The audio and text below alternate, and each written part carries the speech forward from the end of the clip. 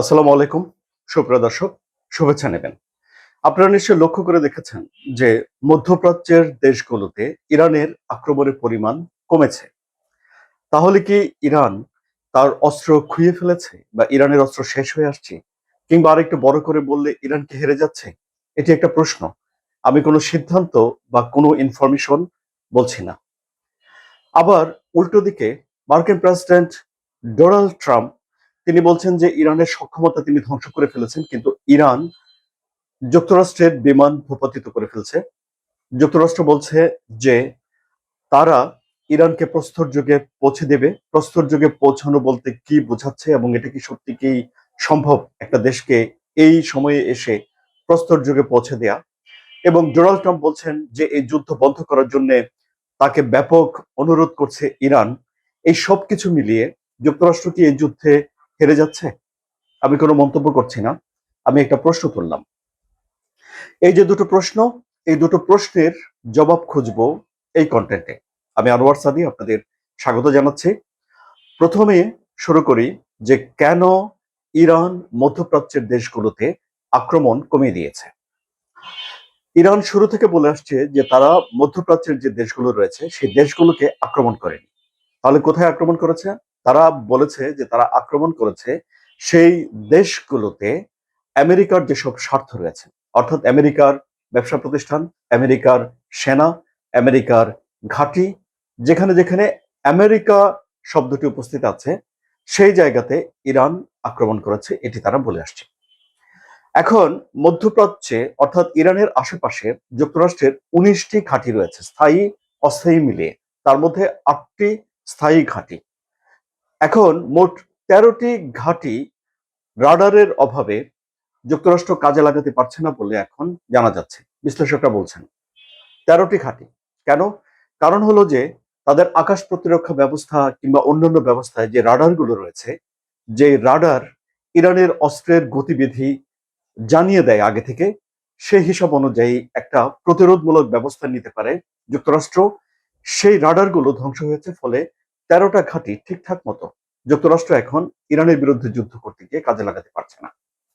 এই পরিস্থিতিতে এসে ইরান এখন মধ্যপ্রাচ্যে যুক্তরাষ্ট্রের যে ঘাঁটিগুলো আছে সেগুলো তো তারা আক্রমণ করেছে, ফলে সেখানে তাদের আক্রমণ করার লক্ষ্য কমে গেছে। এখন যদি তারা ইরান মধ্যপ্রাচ্যের দেশগুলোর যদি নিজস্ব কোনো স্থাপনাতে হামলা করে বসে, তাহলে ব্যাপারটি দাঁড়াবে যে ইরান সেই দেশের বিরুদ্ধে হামলা করছে। এগুলোর অনেক জটিল হিসাব নিকাশ আছে। সুতরাং আমরা দেখতে পাচ্ছি যে ইরানের আক্রমণ কমিয়ে দেওয়া মানেই ইরানের পরাজিত হয়ে যাওয়া নয়।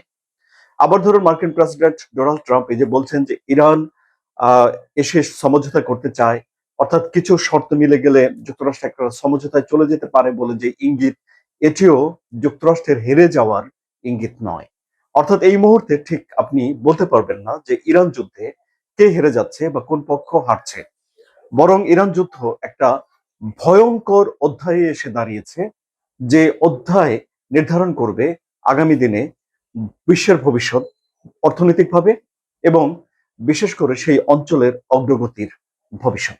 এখন বলি যে মার্কিন প্রেসিডেন্ট ডোনাল্ড ট্রাম্প যে কথাটি বলেছেন যে তিনি ইরানকে প্রস্তর যুগে পৌঁছে দিতে চান। প্রস্তর যুগ মানে হলো যখন মানুষ পাথরের ব্যবহার শিখেছিল, শিকার করার জন্য পাথর দিয়ে আগুন জ্বেলেছিল, ঠুকিয়ে ঠুকিয়ে পাথর ঠুকিয়ে, এবং পাথর দিয়ে আঘাত করে শিকার করত।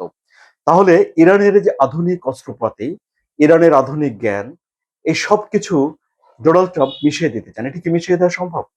আর যদি সত্যি সত্যি ইরানকে ওই পরিস্থিতিতে নিয়ে যেতে হয়, তাহলে যে পরিমাণ ধ্বংসযজ্ঞ ইরানে করতে হবে, যে পরিমাণ মানুষকে মেরে ফেলতে হবে, যে পরিমাণ অবকাঠামো ধ্বংস করতে হবে, সেটি একটা ভয়াবহ বিষয়।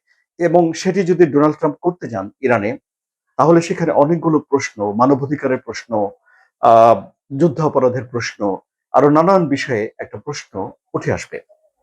কারণ যুদ্ধেরও কিছু আইন আছে, যুদ্ধেরও কিছু নীতি আছে। এখন তাহলে কেন ডোনাল্ড ট্রাম্প এই কথাগুলো বলছেন? এই কথা থেকে আসলে কি বোঝাচ্ছে? এই কথা থেকে বোঝাচ্ছে যে মার্কিন প্রেসিডেন্ট ডোনাল্ড ট্রাম্প এখন বেপরোয়া হয়ে উঠেছে। তাহলে বেপরোয়া দুই অর্থে হতে পারে। একটা অর্থে হতে পারে যে সবকিছু ধ্বংস করে দেওয়ার জন্য বেপরোয়া, আরেকটা হতে পারে যে যুদ্ধটা বন্ধ করার জন্য বেপরোয়া। এখন ডোনাল্ড ট্রাম্প মুখে বলছেন বটে যে তিনি সবকিছু ধ্বংস করে দেবেন যদি ইরান এসে চুক্তি না করে, কিন্তু তার এই কথাগুলোকে অনেকেই ব্যাখ্যা করছেন এইভাবে যে ডোনাল্ড ট্রাম্প আসলে এই যুদ্ধটা বন্ধ করতে চান এখন, এবং বন্ধ করার জন্য তিনি মরিয়া, যে কারণে তিনি এই কথাগুলো বলছেন। এবং এই যে তিনি ইরানের সবচেয়ে বড় যে সেতু সেটি ভেঙে দিলেন, এই সেতুটা চালু হয়নি, বাট এটি ইরানের অর্থনৈতিকভাবে দরকার ছিল। সো এটা একটা বার্তা দেয় ইরানকে, যে যদি যুক্তরাষ্ট্রের কথা অনুযায়ী ইরান এখন এই যুদ্ধ বন্ধ না করে, তাহলে ইরানের এই যে অর্থনৈতিক যে বিষয়গুলো আছে সেগুলোর উপরে আঘাত আসবে এবং ইরানকে আরো বেকায়দায় ফেলে দেওয়া হবে। সুতরাং এটা একটা চাপ তৈরি করা এই ধরনের আক্রমণ এবং এই ধরনের কথা। ইরানের দিক থেকে এই বিষয়টি খুবই স্পষ্ট যে তারা এখন আর এই যুদ্ধ বন্ধ করতে চায় না। তারা যদি ক্ষতিপূরণ না পায়, ইরানকেও এখানে এই যুদ্ধ থেকে কিছু পেতে হবে। তা যদি নিশ্চিত করা না হয়, তাহলে ইরান এই যুদ্ধটা বন্ধ করবে না।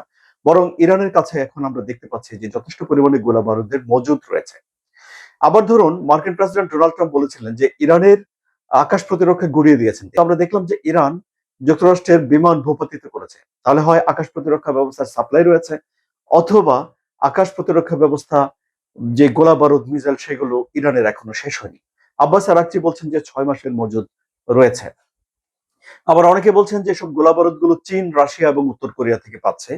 কিন্তু এই যে গোলাবারুদ যেগুলো ছুড়ছে ইরান, সেগুলোর ধ্বংসাবশেষ পরীক্ষা করে কিন্তু কোনো দেশ দাবি করছে না যে এই মিসাইলটি উত্তর কোরিয়ার, বা এই মিসাইলটি রাশিয়ার, বা কোনো মিসাইল চীনের। সুতরাং এ থেকে একটা বিষয় প্রমাণ হয় যে ইরান এখনো তার নিজের মিসাইল দিয়েই লড়াই করছে। ইরানের কাছে যদি থেকেও থাকে উত্তর কোরিয়া, রাশিয়া বা চীনের মিসাইল, সেগুলো ইরান ব্যবহার করছে না, কিংবা হয়তো নাই। এ ব্যাপারে যথেষ্ট পরিমাণের তথ্য আমাদের কাছে নেই। এখন ইরান যে সুনিপুণ ভাবে আক্রমণ করে যুক্তরাষ্ট্রের বিমান ভেঙে দিচ্ছে, এয়ারপোর্টে দাঁড়িয়ে থাকা বিমানকে ভেঙে দিচ্ছে সৌদি আরবের, এইসব জায়গাগুলো থেকে বোঝা যায় যে ইরানের কাছে যথেষ্ট পরিমাণে গোয়েন্দা তথ্য রয়েছে, বা অবস্থান নির্ণয় করার তথ্য রয়েছে, বা স্যাটেলাইটের সহযোগিতা রয়েছে। এটি হতে পারে ইরানের নিজস্ব স্যাটেলাইট, হতে পারে চীনের স্যাটেলাইট, হতে পারে রাশিয়ার স্যাটেলাইট।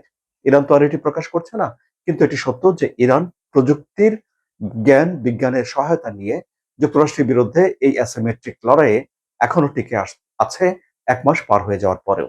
ফলে ডোনাল্ড ট্রাম্প এখন চাপ প্রয়োগ করছেন এই যুদ্ধ বন্ধ করার জন্য, না হলে ইরানকে তিনি প্রস্তর যুগে নিয়ে যেতে চান। আলোচনা তো সব শুনলেন, কি মনে হলো আপনাদের সুপ্রিয় দর্শক? আপনাদের কমেন্ট জানান। আলোচনা ভালো লাগলে সাবস্ক্রাইব করে চ্যানেলের সঙ্গে থাকুন। ধন্যবাদ।